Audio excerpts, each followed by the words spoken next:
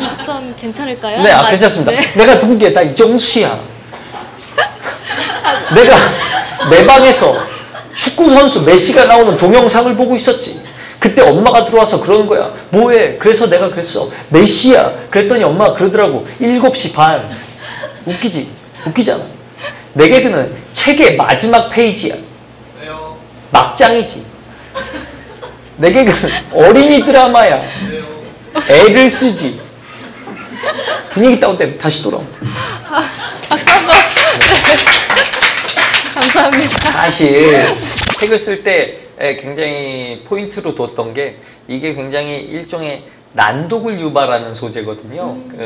그 아내분들이나 엄마, 여자들은 난독이 아닐 수 있겠지만 우리가 정작 읽게 하고 싶은 사람은 남자인데 그들이 난독이 생길 수 있기 때문에 뭔가 좀 편하게 쓰려고 굉장히 노력했습니다. 네.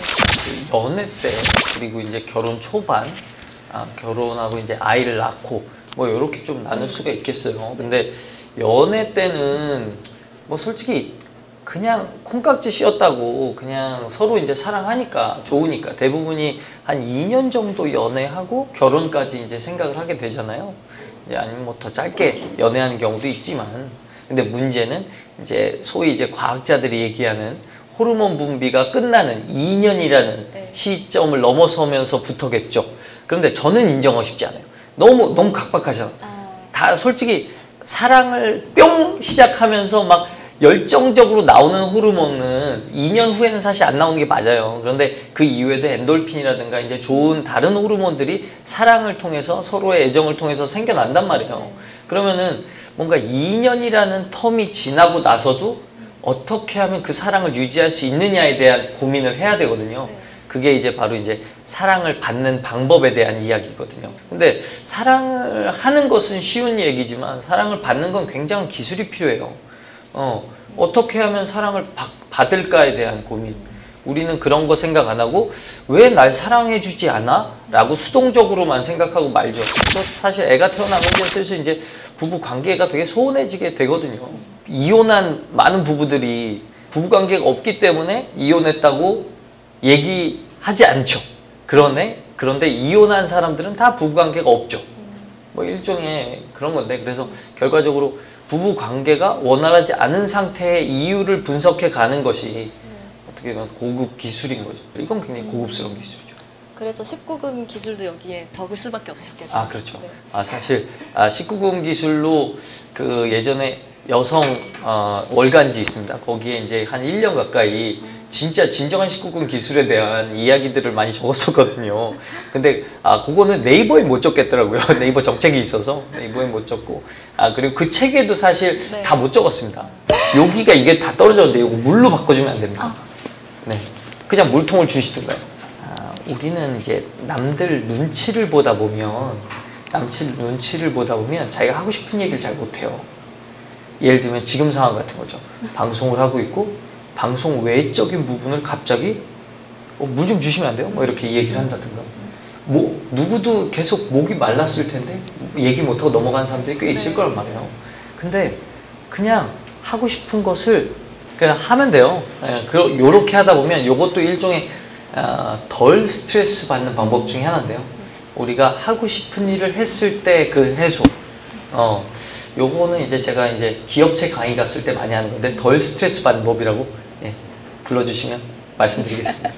그래 아무튼 그런 것들이 있잖아요. 우리가 뭔가 내가 불편한 부분이 있는데 그걸 굳이 얘기 못하고 알아주길 바라는 이런 부분 때문에 그게 그냥 묻혀 지나가거든요. 예를 들면 뭐 아주 단순하게 뽀뽀를 하는데 수염이 까끌거려서 도저히 할 수가 없다.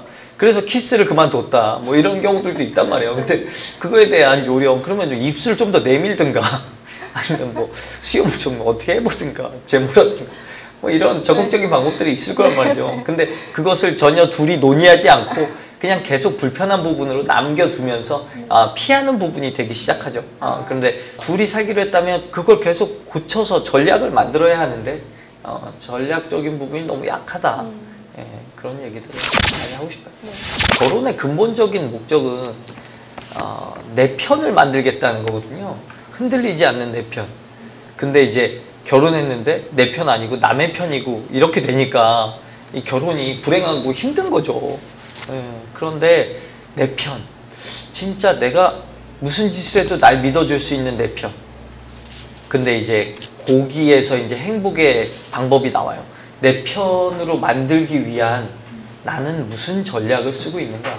가끔 배우자분들이 지금의 하는 일을 접고 딴 일을 시도하려고 모험을 하고 싶은 때가 생긴단 말이에요. 배우자에게 그 얘기를 했어.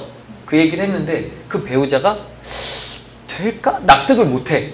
그러면 그 일은 절대 하시면 안 됩니다. 예, 세상에서 날 가장 잘하는 사람이 예측했을 때 안 되는 일은 안 되는 거예요. 망하고 나서 같이 그지가 돼야지 그러면. 근데 최소한도 나를 가장 잘 아는 사람을 설득할 수 있다면 날 모르는 사람도 설득할 수 있어요. 이거는 사업의 룰이죠. 어떻게 보면 결혼도 사업 같은. 그럼요. 비즈니스예요. 연애 사업이라는 표현 쓰잖아요. 어떻게 하면 흑자를 낼 수 있는지에 대한 이제 금전적인 부분이 아니라 감정적인 부분의 흑자. 금전적인 부분의 흑자도 오래 가는 사람이 강한 거잖아요. 강한 놈이 오래 가는 게 아니고. 그래서 뭔가 그 결혼 생활을 함에 있어 뭔가 힘 조절, 밀당 이런 거 특히 연애 때 그런 것을 많이 배울 수가 있기 때문에 연애를 많이 하셔야 돼요. 우리가 사회생활이 힘든 이유도 어떻게 해야 저 사람이 기분 좋지? 상사가 어떻게 해야 기분 좋은지 잘 모르거든요. 근데 그걸 잘 아는 애들이 있어요. 소위 센스 있다고 하죠. 그런 것들은 사실 집에서, 가정에서도 배울 수 있어요. 가정이 제일 첫 번째 인생의 학원입니다. 가정이 되게 화목했다면 그 안에서 배울 수 있었던 것들이 너무 많아요. 기본적으로 우리는 가불관계 굉장히 힘들어하잖아요. 근데 애초부터 배웠어. 부모와 자녀는 가불이에요. 이길 수도 없잖아. 심지어 이 사람은 생명줄도 쥐고 있어서 그러니까 용돈 끊고 싶으면 끊잖아요. 근데 사회의 가불은 그렇게 하면은 고소당하잖아요. 근데 부모는 고소 안 당하잖아. 진짜 절대적인 가불이죠. 그러면 이제 그게 이제 사회에 와서 적용이 돼요. 우리는 그렇잖아요. 솔직히 이쁜 놈 똑 하나 더 준다고 그냥 일을 똑같이 못해도 얘는 좀 더 이뻐요. 하는 짓이 이뻐요. 그럼 좀 봐준단 말이에요. 그러면 이제 기회가 더 생기죠. 한 번의 기회가 더 생기면 한 번의 경험치가 더 쌓여서 사랑 덜 받는 사람보다 훨씬 더 일을 잘할 수밖에 없습니다. 그리고 그 사랑받는 사람들은 일을 더 잘할 수밖에 없는 이유가 그 자리가 편하거든요. 예능 프로그램 같은 거 보시면 어떤 사람들이 예능에서 잘하냐면 뭔가 나왔는데 거기 있는 MC들이랑 친한 사람들, 라디오스타 같은 경우는 요즘에 라디오스타에서 흔히 하는 얘기가 저 인천 출신이에요 라는 얘기를 한단 말이에요. 네. 김구라 씨가 거기에서 거의 가장 실권자 역할을 하고 있으니까 김구라 씨한테 잘 보이기 위해서 느닷없이 인천 출신이래. 그럼 이제 김구라 씨가 또 인천에 관련된 발언을 막 쏟아내면서 품어주죠. 네. 그렇게 뭔가 그 자리가 편해지기 위해서 누군가한테 거기서 사랑을 받으면 그 자리가 되게 편해져요. 내가 웃기는 부담감도 줄어들고요. 그러면 잘할 수밖에 없죠. 그건 잘할 수밖에 없어요. 네.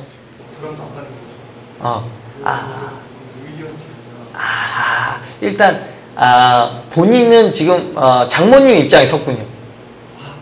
그렇죠.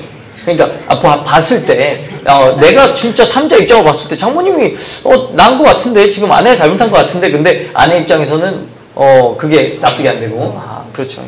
사실 장모님 문제에서는 빠져야죠. 뭐 일단 그렇게 만약에 장모님이랑 아내랑 이렇게 다투었는데 내가 거기서 심판자 역할을 한다기보다는 그냥 저 같으면은 박쥐가 됐을 겁니다. 아내한테 가서 장모님 그런 게 아니지 막 그리고 장모님한테 가서는 아내가 실수했어요. 제가 알아. 근데 제가 이 얘기를 전달하시면 제가 또 욕먹으니까 장모님 전 인정. 장모님 인정. 그럼 아내한테 가가지고 또 아이고 진짜 당신 현명해. 그래. 그러면 이제 결국 둘이 언제가 만나서 야 나한테 이 얘기하던데 너한테 이 얘기했던데 그러면서 본인이 왕따 당할 일은 사실 없을 겁니다. 사실 장모님과 딸은 굉장히 원래 계속 그런 관계니까요. 그 사이에서 이제 박쥐같이 행동하면 둘 다한테 이쁨 받을 수 있다고 봐요. 그러다 보면 이제 시간이 지나면 소위 생각이라는 걸 할 수 있는 사람은 기분이 좋은 상태에서 여유가 생기면 좀 더 다른 판단을 하게 되어 있습니다.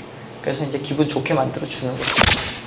네, 저는 이제 뭐 하고 싶은 게 많이 있는데요. 지금 뭐 기획하고 있는 공연도 있고 책을 쓰고 싶은 것도 있는데 정말 뭐 저는 앞으로 그냥 열심히 잘 하겠습니다. 관심 가져주시면은 진짜 성의 있게 인생과 지가 말한 것과 인생을 참 맞춰서 가는 사람처럼 보여드리도록 할 테니까 많이 관심 가져주시고요. 그리고 여러분 가족, 팀입니다. 팀킬하지 마시고요. 어떻게 하면 팀이 우승할 수 있는지 전략을 잘 세우시면 좋겠습니다. 지금 뭔가 저 중요한 일정이 하나 있는데 요건 나중에 서프라이즈급으로 보여드리도록 하겠습니다. 네이버 많이 사랑해 주시고요. 네이버도 저를 많이 사랑해 주시고요.